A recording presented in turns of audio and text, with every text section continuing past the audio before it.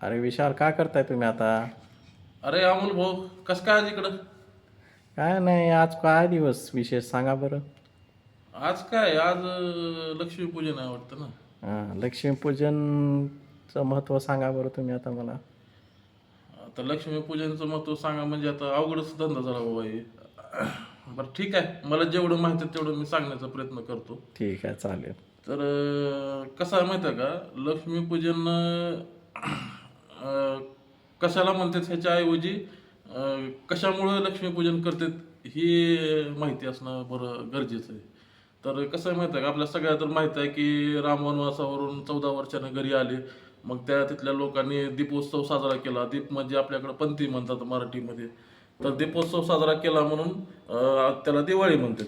तर लक्ष्मीपूजन कशासाठी करतात? तर त्याच दिवशी एक असा एक हे झालेलं आहे की ते आता कुणाला तर तुम्हाला सगळ्यांना माहीत असेल किंवा नसेल मला माहिती नाही. पण मला जेवढं माहिती तेवढं सांगतो मी, की कसं आहे त्याच दिवशी समुद्र मंथन पण झालं होतं.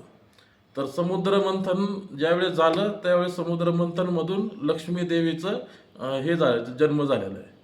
पण आपण त्या दिवशी लक्ष्मीपूजन त्याच्यासाठी आपण साजरा करतो, की लक्ष्मीपूजन केलं की कसं आहे आपलं धन धान्य म्हणजे लक्ष्मीची आपल्यावर आशीर्वाद राहतो. त्या दिवशी त्यांचा जन्म झाल्यामुळं त्या दिवशीपासून आपण लक्ष्मीपूजन साजरी करतो.